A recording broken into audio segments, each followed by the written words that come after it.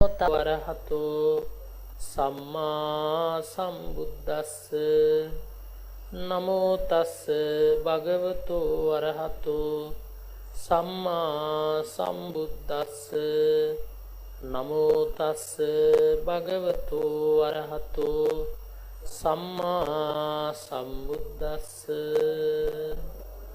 අභිවාදන සීලිස්ස නිච්ඡං උද්ධාපචායිනෝ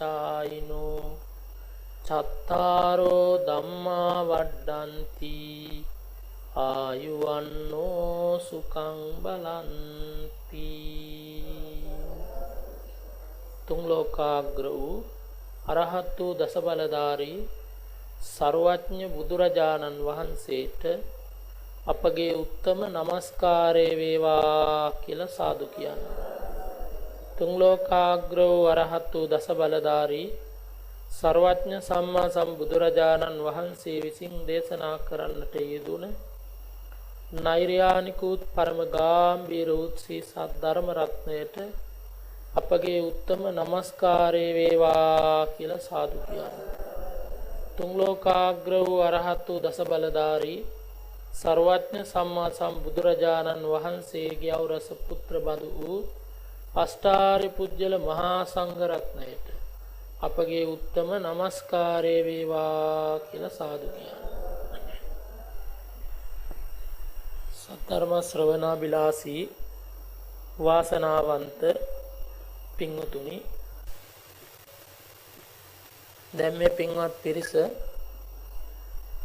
මේ මොහොතේ සූදානම් වෙන්නේ මහා පින්කමක් සිද්ධ කර ගන්නට.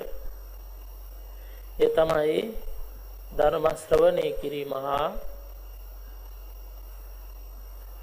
මෙම ධර්ම දේශනාවේ සදැහැති දායකත්වයේ ධර්මින්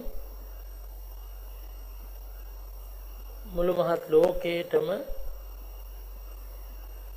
ධර්මය අහන්නට ඉඩහසර ලබා දෙමින් ධර්ම දානමය මහා පින්කමකුත් අද දවසේ මේ පින්වතුන්ලා සිද්ධ කර ගන්නවා.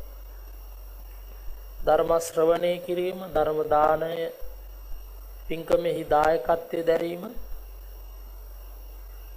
මහා කුසල් මහා පින් ඉපදෙනවා මේ තුලින්. හැම දිනම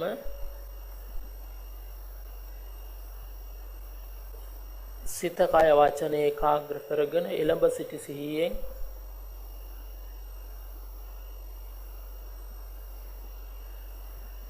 බණ අහන්නට ඕන. මේ ශ්‍රවණය කරන ධර්ම දේශනාව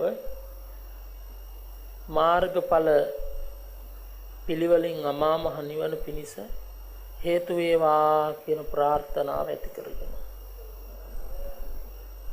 පින්වතුනි, අපේ මාතෘකා වශයෙන්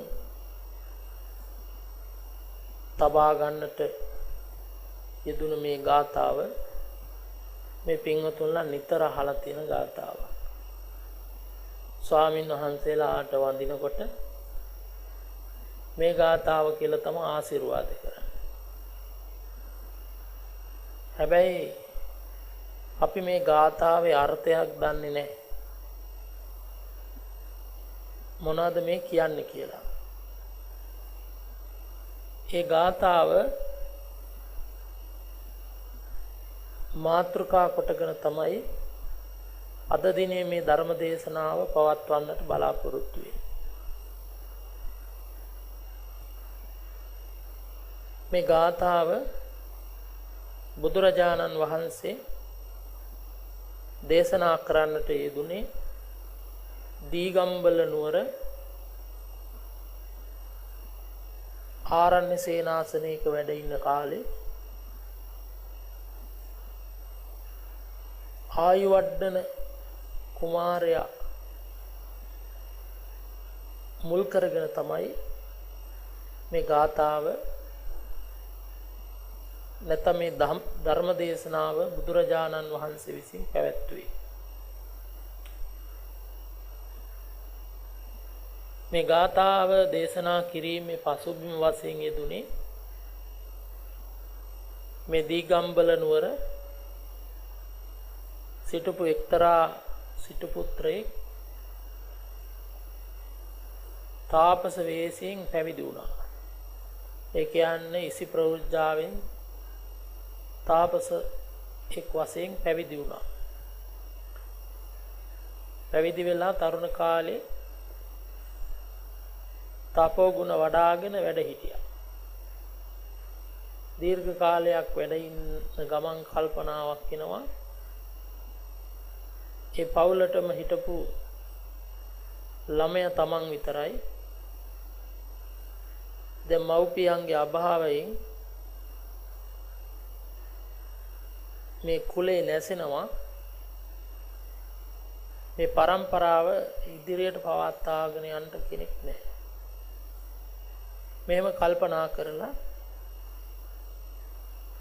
තවුස්වෙස් හැරදමා ගිහි බවට පත් වුණා. උපැවිදි වුණා. ගිහි බවට පත් වෙලා සුදුසු තැනකින් කුමාරිකාවක් සරණ පාවා ගත්තා. විවාහපත් වුණා. ටික දවසක් යනකොට මේ පිරිසට දරුවෙක් ලැබුණා. ඒ කාලේ සිරිතක් තිබුණා. දරුවෙක් ලැබුණාම මුලින්ම තමන්ගේ ආගමික ස්ථානයට අරගෙන ගිහිල්ලා ආශිර්වාද ලබා ගැනීමක්. ඉතින් මේ දීගම්බල කියන නුවර වනලැහැවක භාවනා යෝගීව බුදුරජාණන් වහන්සේ මේ කාලේ වැඩ ඉන්නේ. ඉතින් අර මව්පියෝ තමන්ගේ දරුවා බුදුරජාණන් වහන්සේ සමීපයට අරගෙන යනවා. අරගෙන ගිහිල්ලා බුදුරජාණන් වහන්සේට අර පියා වැඳා. පියා වඳිනකොට දීඝායුකෝ භව, දීර්ඝ කාලයක් ජීවත් වේවා, දීර්ඝායස ලැබේවා කියලා ප්‍රකාශ කළා. ඊළඟට අම්මා වඳිනකොට දීර්ඝායස ලැබේවා කියලා. හැබැයි මේ පුංචි දරුවා බුදුරජාණන් වහන්සේ ඉදිරියෙන් තියෙනකොට උන්වහන්සේ මුකුත් කීවේ නැහැ. ඉතින් අර දරුවට ආශිර්වාද ලබා ගන්න තමයි ගියේ. මව්පිය අහන ස්වාමීනි අපි දෙන්නට දීර්ඝායස ලැබේවා කියලා. මොකද මේ දරුවට ආශිර්වාද කරේ නැත්තේ. ඒතර කියනවා මේ දරුවාට ලොකු විපතක් තියෙනවා. දින 7කින් මේ දරුවා මිය යනවා.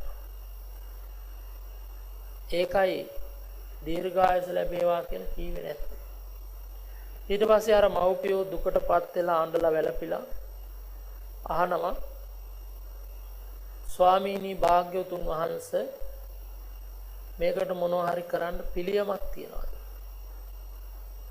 මේ ආයුෂේ දැන් දින 7කින් ගෙවිලා මිය යනවා. කරන්න දෙයක් තියනවාද කියලා. ඒ වෙලාවේදී කියනවා උපාසකවරුනි නිවසට ගිහිල්ලා නිවස සුද්ධ පවිත්‍ර කරලා නිවස මැද මණ්ඩපයක් බඳවලා ස්වාමින් වහන්සේලා 8 නමක් හරි 12 නමක් හරි වඩම්මාගෙන ගිහිල්ලා පිරිත් මණ්ඩපයක් බැඳලා ඒ පිරිත් මණ්ඩපේ දින 7ක් පිරිත් කියන්නේ. මණ්ඩපේ මැදින් මේ දරුවා තියලා දින 7ක් පිරිත් කියන්නේ. කියලා අනුදැන වදාරන්නට ඉන්නවා. අර මව්පියන් ඒ විදිහටම නිවසට ගිහිල්ලා නිවස සුද්ධ පවිත්‍ර කරලා පිරිත් මණ්ඩපයක් හදලා ස්වාමීන් වහන්සේලා වඩම්මගෙන ගිහිල්ලා පිරිත් මණ්ඩපේ වඩා හිඳවලා අර පුංචි දරුවත් පිරිත් මණ්ඩපේම පසකින් බිමින් තබලා පිරිත් සජ්ජායනා කරමින් යනවා. 7 වෙනි දවසේ බුදුරජාණන් වහන්සේත් මේ නිවසට වැඩම කළා.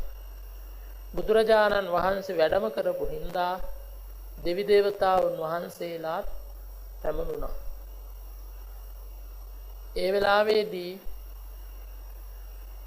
බුදුරජාණන් වහන්සේ දෙවි දේව මහා සංඝ රත්නයේ මහරහතන් වහන්සේලා සහ දෙවි දේවතාවුන් පිරිවරාගෙන ඉන්නවා.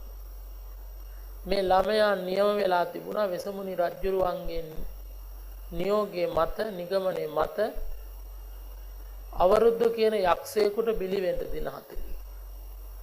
අවරුද්ධ කියලා යක්ෂයෙක් ඇවිල්ලා තමයි මේ දරුවා දින 7කින් බිලිගන්නේ මරණයට පත් වෙන ඒ කාරණේ. දැන් බුදුනුත් බුද්ධ ශ්‍රාවකයන් වහන්සේලාත් බල සම්පන්න දෙවිවරුත් පැමිණිලා සිටින නිසාර යක්ෂයාට ලං වෙන්න බෑ. ඒ වෙලාවේදී බුදුරජාණන් වහන්සේ සහ මහරහතන් වහන්සේලා ආශිර්වාද කළා. දෙවිවරුත් ආශිර්වාද කළා. ඒ වෙලාවේදී අර මව්පියන්ට ප්‍රකාශ කළා බුදුරදුන්ගේ දෙපා මුල දරුවා තැන්පත් කරන්න. බුදුරජාණන් වහන්සේගේ දෙපා මුල තැන්පත් කළාම බුදුරජාණන් වහන්සේ මේ දරුවාට ඒ වෙලාවේදී දීඝායුකෝ භව දීර්ඝායුෂ ලැබේවා බොහෝ කාලයක් ජීවත් වෙන්න ලැබේවා කියලා ආශිර්වාද කළා. ඉතින් අර 7 දවසෙන් මිය යන්නට හිටපු දරුවා අවුරුදු 120ක් ජීවත් වුණා. ආයුෂේ වර්ධනය වුණ හින්දා මේ දරුවාට නමක් තිබුණා ආයු වඩන කියලා. ආයුෂ වැඩුණා. ආයු වඩන කුමාරයා. අන්න ඒ කාරණාව මුල් කරගෙන තමයි භාග්‍යවතුන් වහන්සේ මේ ගාථා වදාළේ. අභිවාදන සීලිස්ස නිච්ඡං උද්ධාපචාය චත්තාරෝ ධම්මා වඩ්ඩಂತಿ ආයු වන්නෝ සුඛං බලං. අභිවාදන අභිවාදනාව කියන්නේ මොකටද? වැඳීමට වන්දනමානන කිරීමට නිත වඳින එකට කියනවා අභිවාදනාව කියලා. එතකොට යමෙක් නිතරම වැඳුම් පිදුම් කරනවා නම් නිතරම කාටද? උද්ධාපචායෝ උර්ධයන්ට. උර්ධයෝ කියලා කියන්නේ වැඩිහිටියන්ට ගුණවතුන්ට නිතර නිතර වඳිනවා නම් ආන්ගේ නිතර නිතර වඳින කෙනාට වැඩිහිටියන්ට ගරු බුහුමන් කරන කෙනාට මෙත් සිතින් යුක්තව වැඩිහිටියන්ට සිල්ලතුන්ට සමන බ්‍රාහ්මනාදීන්ට ගරු බුහුමන් කරන වඳින පුදන කෙනාට චත්තාරෝ ධම්මා වඩ්ඩಂತಿ හැම මොහොතකම කරුණු 4ක් වැඩෙනවා.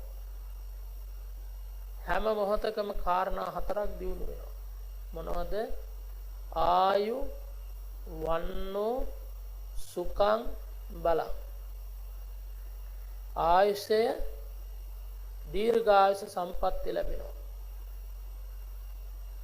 ඔන්න බලන්න පින්වතුනි වඳින එකේ තියෙන ආනිසංස. වඳිනකොට ආයුෂ වැඩි වෙනවා. වන්නෝ වර්ණ සම්පත්තිය ලැබෙනවා. සුඛං සැපේ ලැබෙනවා. ඊළඟට බලං බලය ලැබෙනවා. එතකොට මේ ආයුෂේ වර්ණයේ සැපේ බලය කියන කාරණා 4 නිතර වැඩෙනවා දියුණු වෙනවා වඳින පුදන කෙනෙක් තුළ. එතකොට පින්වත්නි මේ බුද්ධ ශාසනයේ තියෙනවා වැඳුම් ක්‍රම 4ක්. වඳින ක්‍රම 4ක් තියෙනවා. දැන් ඉන්න කට්ටිය එකක්වත් දන්නෙත් නැහැ, එක ක්‍රමයකටවත් වඳින්නේ නැහැ.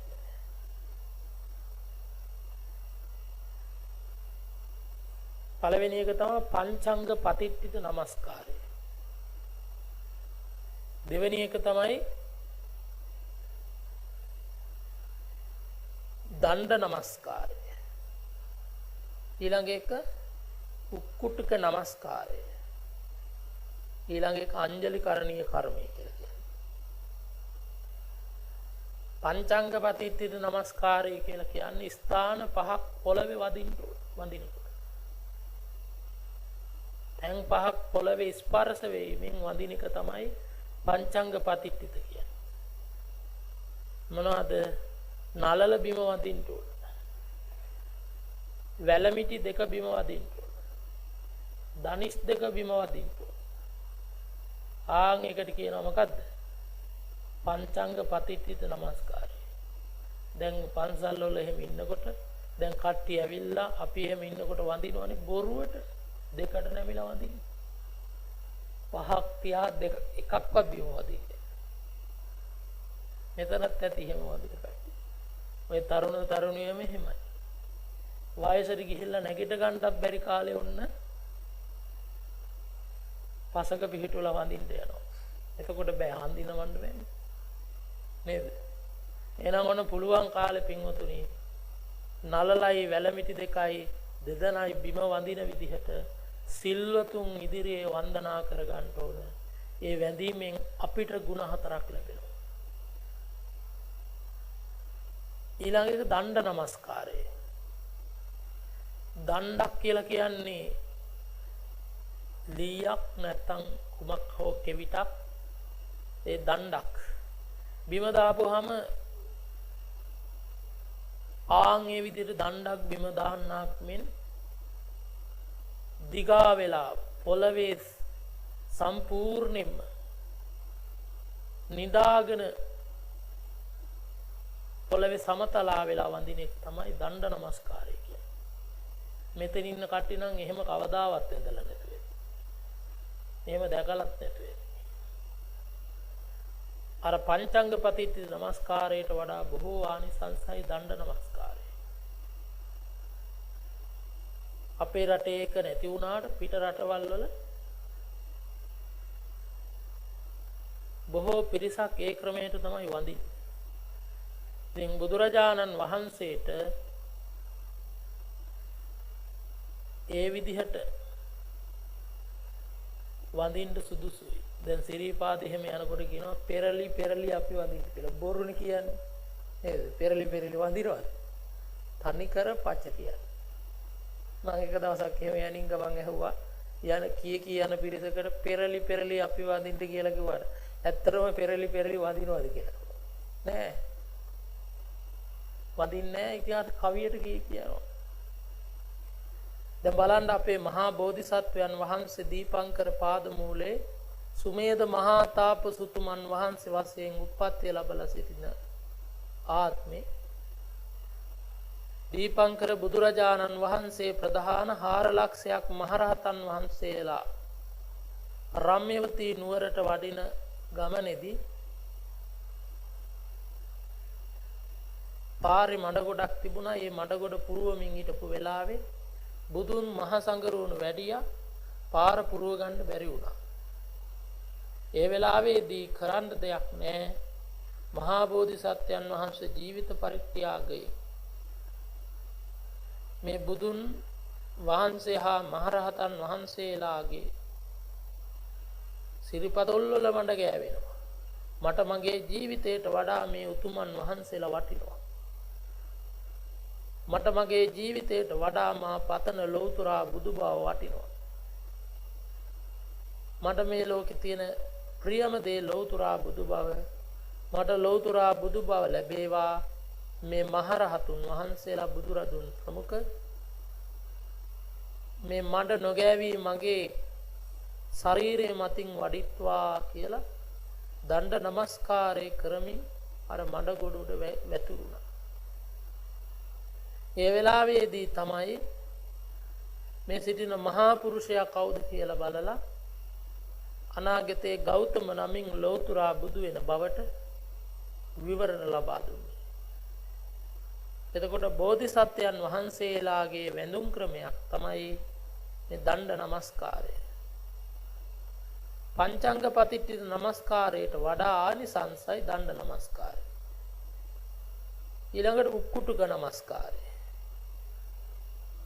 උක්කුටුකයෙන් ඉඳ වන්දනා කිරීම.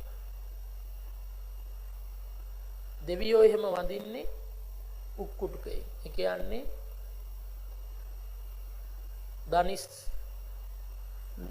නමලා බිම ස්පර්ශ වෙන්නේ නැති විදිහට වඳින එක. ඊළඟ එක තමයි අංජලි කරණය කරන. හිටගෙන වඳිනවා. හිටගෙන අත් දෙක එකතු කරලා වඳිනවා. මං කියන්නේ ඒකට මන්ත්‍රී වැඳීම කියලා. නැති ඇමති උරු වඳින විදිය.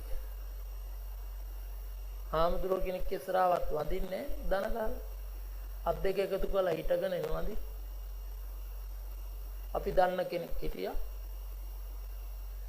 බොහොම හොඳ ශ්‍රද්ධාවන්ත ළමයි. දැන් මෙයා කොහොම හරි ඉස්සර හොඳට දන ගහලා වඳිනවා. ප්‍රාදේශීය සභාවට ඉල්ලුවා දිනුවා. පළාත් සභාවටත් ඉල්ලුවා දැන් දිනුවා. ඊළඟට මහමැතිවරණයට ගිහිල්ලා පාර්ලිමේන්තුවටත් ගියා. කැබිනට් ඇමති කෙනෙකුත් වුණා. හැදුනේ පන්සලේ හැබැයි. අර හොඳට වැන්ද කෙනා දැන් වඳින්නේ කොහොමද? හිටගෙන. නිලය ලැබෙනකොට පිරිහෙනවා කියන්නේ ඕක. හැබැයි මුල මතක. හරිනම් නිලතල ලබන්න ඒ කෙනාගේ ගුණය තමයි වැඩි වෙන්න ඕන. එහෙම නැහැ පින්වතුනි. ඇයි හිතනවා මේ මිනිස්සු ඉස්සරහා දන ගහන එක මේ මට හරි නෑ මේක නිකන් මාන්නේ. කොහොම තමයි ගොඩාක් දෙනෙකුට වෙන්නේ. මාන්නේ හින්දා වඳින්නේ. හැබැයි වැඳීමේ තියෙන ආනිසංස දන්නේ නැහැ. බලන්න පින්වතුනි වන්දන මානන කියලානේ කියන්නේ. වන්දන කියන කෙනේ වැඳීම, මාන කියලා කියන්නේ මාන්නේ, ණය කියන්නේ ගෙවිලා යන. ඒ වඳිනකොට මොකද වෙන්නේ? මාන්නේ ගෙවිලා යනවා. දැන් මාන්නකාර කට්ටියනේ එහෙම බෑනේ දන ගන්න. අපි දැකලා තියෙනවා ස්ත්‍රී පුරුෂයෝ හොඳට ඇඳලා වැළඳලා කොණ්ඩෙත් පාට කරගෙන නියපොතු පාට කරගෙන තොල් පොටවල් පාට කරගෙන මෙහෙම ඉන්නේ සෙන් බෝතල් ළඟට හලාගෙන දැන් හාමුදුරුවෝ කෙනෙක් දැක්කහම කොහොමද වඳින්නේ? හිටගෙන. ඇයි මාන්නේ? ඒරං ඉතින් පින්වතුනි වන්දනා කිරීමේදී වැඳීමේදී මාන්නේ තමයි නැති වෙන්නේ. අන්න ඒක නිසා අපි ළඟ තියෙන ලොකුම පාපයක් තමයි මේ මාන්නේ කියන්නේ. මොනවා ලැබුණත් පින්වතුනි ඒ සියල්ල මනුෂ්‍යකමට යටත් බව මතක තියාගන්න. දැන් ගොඩාක් පිරිසට වෙන්නේ බොහෝ දේවල් ලැබෙනකොට ඒත් එක්ක මාන්නයක් වැඩෙනවා. එහෙනම් ඔය සාමාන්‍ය දෙයක් ලැබිලා ඔහොම නම් අතීතේ හිටපු රජදරුවෝ දුටු ගැමුණු මහරජතුමා මොනතරම් ශ්‍රද්ධාවෙන් මහා සංඝරුවනට වැඳද පිදුවද ගරු කළාද? ඒ අවබෝධය තියෙන නිසා. ඉතින් පින්වත්නි මේ ධර්ම දේශනාවට අහුම්කම් දෙන ඔබ වත් ඒ නියම ක්‍රමයට වඳින්න පුදන්න පුරුදු වෙන්න ඕන. ස්වාමින්වහන්සේලාට විතරක් නෙමෙයි මව්පියන්ට උනත්. මෙතන කියන්නේ උද්ධාපචායිනෝ කියලා. උර්ධයන් කියලා කියන්නේ. උර්ධයින් කියලා කියන්නේ වැඩිහිටියන් කියන්නේ. එතකොට මෙතන උර්ධ හතරක් තියෙනවා. ගුණ උර්ධ, ඥාන උර්ධ, තපෝ උර්ධ, වායෝ උර්ධ කියලා. ඥාන උර්ධ කියන්නේ ඥාණයෙන් මෝරලා කියන්නේ. හොඳට නුවණ දැනුම තියෙනවා. ඒක තමයි ඥාන උර්ධ කියන්නේ. ගුණ උර්ධ කියන්නේ ගුණවත්කම. හොඳට ගුණවත්කම වැඩිලා තියෙනවා. ඊළඟට තපෝවෘද කියන්නේ තපස, ඉවසීම, භාවනාව. තපස හොඳින් වැඩිලා තියෙනවා. වයෝවෘද කියන්නේ වයසින් මහලුයි. දැන් ගොඩාක් කට්ටිය ඉන්නේ කොහොමද? වයෝවෘද විතරයි.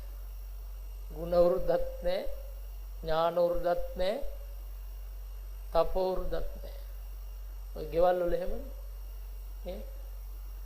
පොස්ස ළඟින් මැස්ස යන්න බෑ, තරහ යනවා. අපි දැකපු ගොඩාක් වයසට ගිය කට්ටිය ඉන්නෙම තරහයි වයසට ගියා.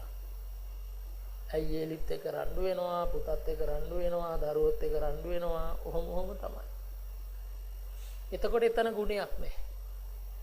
එතන ඉතින් අර වයෝවෘද්ධකම විතරයි. සත්‍යවිරිදි දරුවෙක් අද මහාන කළොත් ඒ දරුවට අම්මත් වඳිනවනේ, තාත්තත් වඳිනවා, ජනාධිපතිගෙ ඉඳලා ඔක්කොම වඳිනවනේ. ඇයි එතන තියෙන්නේ වයෝවෘද්ධකම නෙවෙයි. ගිහිගේ අත්තරලා අරහත් දජේ නම් වූ චීවරේ පැලඳ ගත්තා කියන්නේ ඒක මහා ගුණයක්.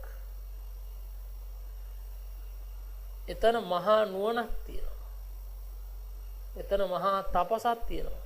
ආන් ඒකයි පින්වතුනි බුදුරජාණන් වහන්සේ ගුණයට තමයි මුල් තැන දෙන්නේ. වයසින් මහලු වුණත් ගුණ නැත්තම් වැඩක් නැහැ. ඉතින් අර බුද්ධ ශාසනයේ සත්‍යවිරිදි වයසේ හරි මහාන වුණාම වඳින්නේ පුදන්නේ ආන් ඒ නිසා.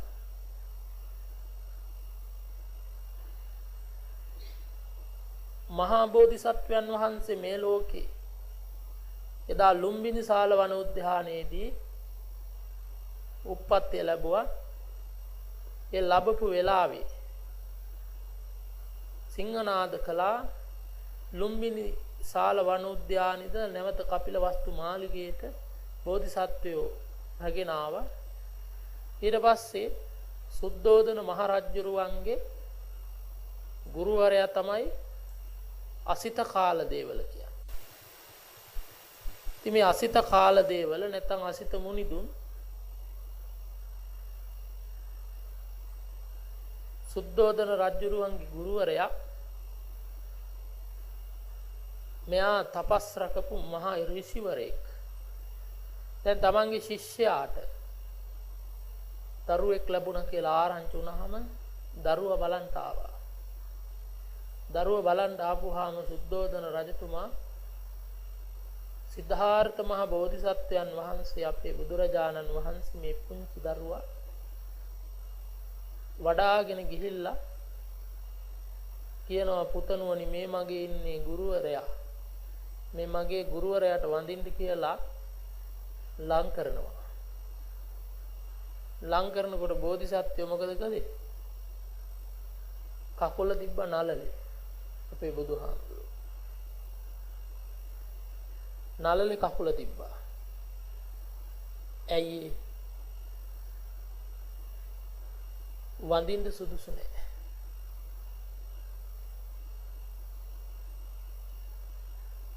අන්තිම භවයේ බුදු වෙන අන්තිම භවයේ පච්චිම භවයේ බෝධිසත්වයන් වහන්සේ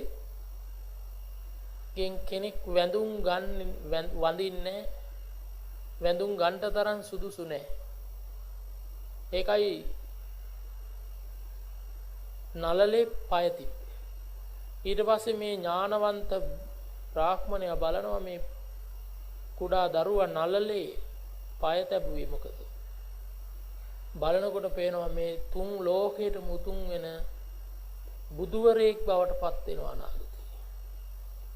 එතකොටම ඇඬුවා. ඊළඟට hina වුණා. සුද්ධෝදන රජුරෝ මේක බලාගෙන ඉඳලා අහනවා මොකද ගුරුතුමනි මගේ දරුවාට මොකක් හරි කරදරයක් දඬන්නේ. ඒතර කියනවා නැහැ. ඔබේ දරුවා මහා පුණ්‍යවන්තයෙක්. මතු මේ තුන් ලෝකේම අවබෝධ කරගෙන තුන් ලෝකයටම පිහිට පිලිසරණ පිණිස සම්මා සම්බුද්ධත්වයට පත් වෙනවා. ඒ සම්මා සම්බුදු වෙන නිසා තමයි මා සිනහ වුනේ. හැබැයි මම ඇඬුවේ මේ උතුමන් බුදු වෙන කාලේ මට ඉන්න බැරි වෙනවා. මගේ ආයුෂය තරම් නැහැ. මට ඉන්න බැරි වෙනවා. ඒකයි මම ඇඬුවේ. ඔබේ මේ පුතණුවන් සාමාන්‍ය කෙනෙක් නෙවෙයි මහා පුරුෂයෙක්. මේ මහා පුරුෂයාට මාගේ নমස්කාරය වේවා කියලා බෝධිසත්වයන් වහන්සේට ප්‍රථම වතාවට අසිත මුනිතුන් වඳිනවා. වඳින වෙලාවේදී තාත්තනි සුද්ධෝදන නේද මහරජතුමා තමන්ගේ ගුරුවරයාත් තමන්ගේ පුතාට වඳිනවා නම් ගුරුවරයාටත් වඩා උතුම් කෙනෙක් තමන්ගේ පුතා සුද්ධෝදන මහරජුරුවොත් අත් දෙක එකතු කරලා තමන්ගේ පුතා ඉදිරියේ නල්ල බිම තියලා වැන්දා. ඒ පින්වතුනි වයෝවෘද්ධ හින්දා නෙවෙයි. එහෙනම් ගුණවෘද්ධ, තපෝවෘද්ධ, ඥානවෘද්ධ නිසා. එහෙමනම් පින්වත්නි අපි වයසට යන ගමන්ම ඒක කොහොමත් යනවනේ. හැබැයි අපි අපේ ගුණය, අපේ තපස, අපේ ඥානය වෘද්ධ කරගන්නට ඕන අපි. ඒකයි අද සත්හැවිරි දිවියේ කෙනෙක් මහාන වෙලා හෙට දවසේ අවුරුදු 50ක් 60ක් 70ක් ගිය කෙනෙක් මහාන වුණා. අදාර අවුරුදු 7 මහාන වුණ පුංචි ස්වාමින් වහන්සේට වඳින්න ඕන ගරු කරන්න. ඇයි දවසකින් හරි සීලය ගුණය තපස වැඩි නිසා. එහෙමනම් පින්වත්නි අපි නිතර නිතර බුද්ධ රත්නයට, ධර්ම රත්නයට, සංඝ රත්නයට වඳින්න.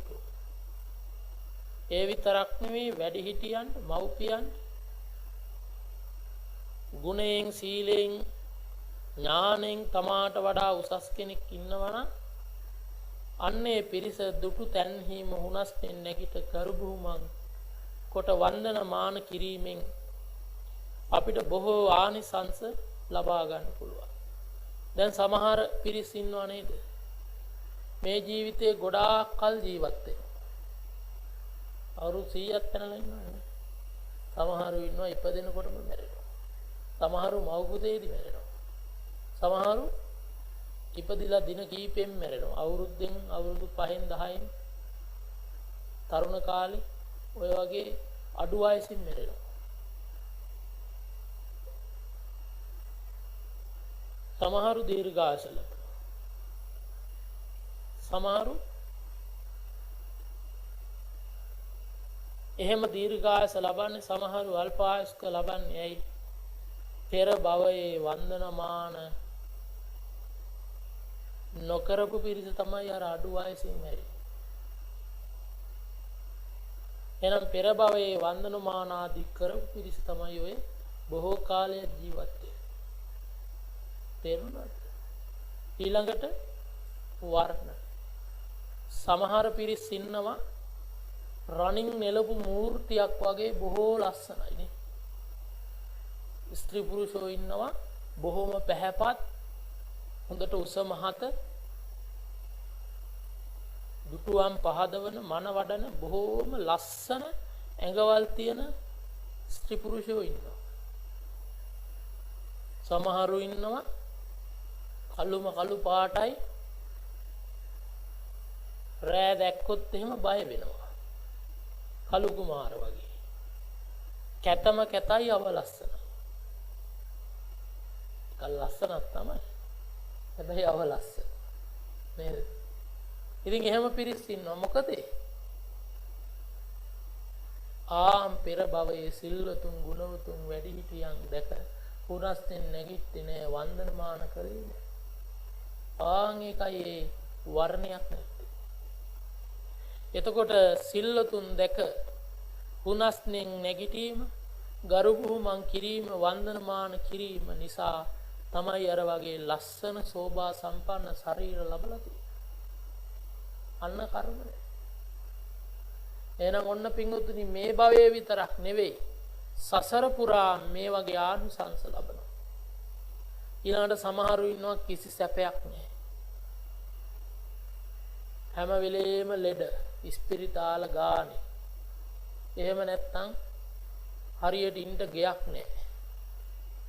හරියට බොණ්ඩ වතුර ටිකක් නැහැ. තියෙන වතුරොත් කිවුල් වතුර. නේද? ඊළඟට කැලවල් මැද ගෙවල් තියෙන. ගෙදෙට්ට යන පාරවල් කැඩිලා. කිසිම සැපයක් නැහැ. සමහර විට විවාහ වුණා. විවාහ වුණ බිරිඳ හොඳ නැහැ. සමහරට විවාහ වුණා.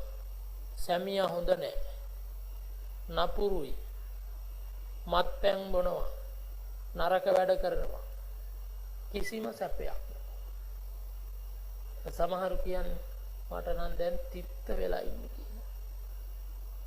නේ? විවාහ වෙලා අවුරුදු 5ක් 10ක් ගියාම කියනවා මේ වගේ ගෑණියක් කියලා දන්නවනම් මොනවත් බලන්නේ. ගෑනු කෙනෙක් කියනවා මේ වගේ මිනිස්සෙක් කියලා දන්නවනම් මම මොනවත් බලන්නේ. ඔය විදියට නෙවෙයි කියන්නේ, තව විශේෂණ පද දාලා කියන්නේ. නේද? ඒ විශේෂණ පද මං කියන්නේ. ඇයි? කිසිම සැපයක් නැහැ. සමහර පවුල් තියනවා පින්වතුනි මල ගෙවල් වල. ඔහෙ ඉන්නවට නෝනා එක පැත්තක, මහත්තයා එක පැත්තක, දරුවෝ හිතුවක්කාරයි එක එක වැඩ කරනවා. අපිට එහෙම දකින්න සමාජය. මොකද මේ පෙර භවයේ සිල්වතුන් ගුණවතුන් වැඩිහිටියන් දැක හුනස්නෙන් නැගිට්ටේ නෑ. ගරු බුහුමන් කළේ නෑ. වන්දන මාන කළේ නෑ. වැන්දත් බාගෙට. ආන් ඒ වගේ විපාක බලන්න එන විදිහ. භවයක් පාසා පින්වතුනි බොහෝ සැප ලැබෙනවා. කායික සැප, මානසික සැප. ධන දාන සම්පත් තියෙනවා. හොඳ සුඛෝපභෝගී යාන වාහන තියෙනවා. හොඳට ගේ දොර හදාගෙන හොඳට ප්‍රණීත ආහාර පාන අනුභව කරමින් හොඳට බොණ්ඩ වතුර තියෙනවා, නාන්න වතුර තියෙනවා. හැම සැප සම්පතක්ම තියෙනවා. ඒ වගේ සැපවත් ජීවිත ගත කරන මිනිස්සු ඉන්නවද? ආන් පින්වතුනි පෙර භවයන් වල මේ වන්දන මාන කිරීම සිල්ලතුන්. ඊළඟට බලය කියලා කියන්නේ කුල බල, ධන බල, උගත් බල, නිරෝගී බල ආදී සියලු බලයන් ලැබෙන්නේ සසර පුරා මෙන්න මේ අභිවාදනාව නිසා. ඒ කිසිම බලයක් නැත්තම් දැන් බලන්න සමහරට ගමක හිටියට මිනි පෙට්ටිය උස්ස ගන්න කවුරුවත් නැහැ. අපිනේ පාංශකූල වලට යන්නේ. අපිට ඒවා පේනෙන්නේ නේද? සමහරු ඉන්නවා බොහෝ මිනිස්සු ඉන්නවා. ඒ කියන්නේ හොඳ බලයක් තියෙනවා. අන්න සසර පුරා මේ කරපු කර්ම වල විපාක. ඉතින් මේ හතර මිනිස්යන්ට නැත්තම් ඒ මනුස්ස ජීවිතෙන් ඇති වැඩක් නැහැ. ආයුෂය නැත්තම්, වරණයක් නැත්තම්, සැපයක් නැත්තම්, බලයක් නැත්තම්. ඉතින් මේ හතර වැඩෙනකොට බුදුරජාණන් වහන්සේ වදාලා මේ කෙනා තුල තවත් එකක් වැඩෙනවා. ඒ තමයි ප්‍රඥාව. ඒ තමයි නුවණ. නුවණ ප්‍රඥාව වැඩෙනවා. ආයුෂ නැති කෙනෙකුට, වර්ණයක් නැති කෙනෙකුට, සැපයක් බලයක් නැති කෙනෙකුට කොතනකවත් නුවණක් වැඩෙන්නේ නැහැ. නුවණින් හීනයි. ඒකට පෞල් පරිසරයේ ඉඳලා දැන් අපි දන්නවා සමහර දරුවෝ ඉන්නවා හරියට ඉගෙන කියා ගන්න බෑ.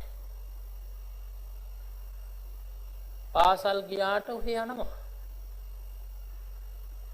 කීයට ගියාද? සාමාන්‍ය පෙළ. බස් එකේ බෝඩ් එක කියවන්න බෑ. එහෙම පිළිස් ඉන්නවා. පිළිගන්න. කිසිම නුවණක් නැහැ.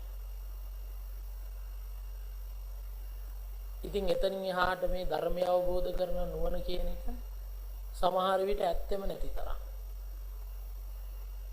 ඒ ආවිෂේ වර්ණයේ සැපේ බලය නැති තැන ප්‍රඥාව ඇති වෙන්නේ. එහෙනම් ප්‍රඥාව මේ කාරණාවන් හතර තුල වැඩෙනවා.